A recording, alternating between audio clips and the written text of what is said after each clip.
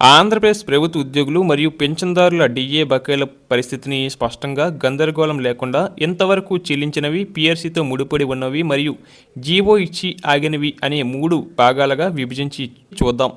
ఇక చెల్లించబడిన పాక్షికంగా పరిష్కారమైన బకాయిలండి. ఇవి పాత పీఆర్సీ 2018 రేట్ల ప్రకారం ఉన్న బకాయిలు.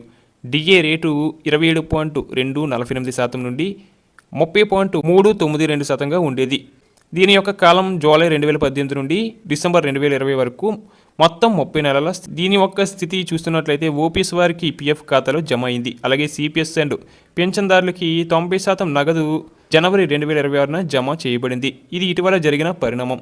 ఇక సగం పరిష్కారమై నగదు పెండింగ్లో ఉన్నాయి. ఇవి కూడా పాత స్కేల్స్ 2018 పిఆర్సీ పరిధిలోకి వస్తాయి.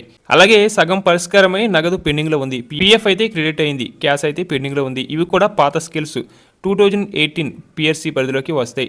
డిఏ రేటు 30.392% నుండి 33.536%గా ఉంది. దీని యొక్క కాలం వచ్చేసి జనవరి 2019 నుండి జూన్ 2021 వరకు, మొత్తం 30 నెలల కాలానికి సంబంధించినవి. ఓపీఎస్ వారికి అయితే పీఎఫ్ ఖాతాలో అయితే జమ చేయబడింది. ఇక సిపిఎస్ పెన్షన్దారులకి 90% నగదు ఇంకా చెల్లించబడలేదు. ఇక్కడ గమనించాల్సిన విషయం ఏంటంటే, ఇది 1 జూలై 2021 నుంచి 31 జూలై 2021 వరకు 1 నెల నగదు బకాయిలు కూడా కొందరికి పెండింగ్లో ఉన్నాయి. అలాగే పీఆర్సీ బకాయిలతో ముడిపడి ఉన్నవి. ఈ బకాయిలు సాధారణంగా డిఏ బకాయిలుగా కాకుండా పీఆర్సీ అరియర్స్తో కలిపి ఇస్తామని ప్రభుత్వం చెప్పింది.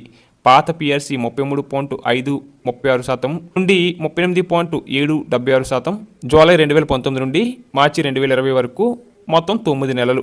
ఇక కొత్త పీఆర్సీ 20.02% జూలై 2021 నుంచి డిసెంబర్ 2021 వరకు. ఇవి పూర్తిగా పెండింగ్లో ఉన్న బకాయిలు. పీఆర్సీ బకాయిలు ఎప్పుడు ఇస్తారో అప్పుడే ఇవి వస్తాయి.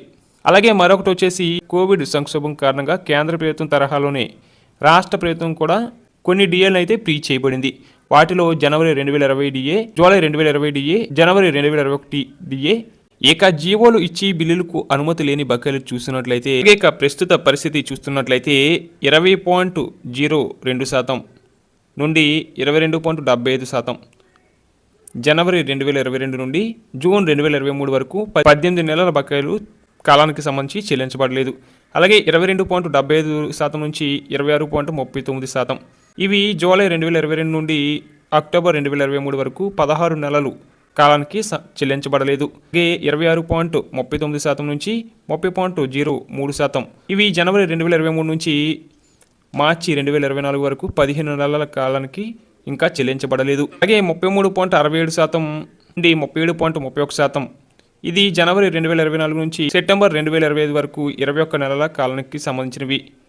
ఆగస్టు 2026, నవంబర్ 2026 మరియు ఫిబ్రవరి 2027లో ఇస్తామని జీవో అయితే ఉంది. ఫిబ్రవరి 2027లో ఇస్తామని అయితే జీవోలో అయితే ఉంది. అలాగే ఓపీఎస్ వారికి పాత బకాయిలు 2021 వరకు చాలా వరకు పీఎఫ్ ఖాతాల్లో సర్దుబాటు అయ్యాయి. కానీ 2022 నుంచి రావాల్సిన ఒక్క డిఏ బకాయి కూడా నగదు రూపంలో కానీ పీఎఫ్ రూపంలో కానీ రాలేదు. ఇక సిపిఎస్ పెన్షన్దారులకు జనవరి 2026న జమ అయిన మొత్తం మిగిలిన పాత బకాయిలు మరియు 2022 తర్వాత కొత్త బకాయిలన్నీ పెండింగ్లోనే ఉన్నాయి. ఇంకా ప్రకటించాల్సినవి జూలై 2024 నుంచి జనవరి 2025 వరకు మరియు జూలై 2025 డిఏలు ఇంకా ప్రభుత్వం ప్రకటించాల్సి ఉంది.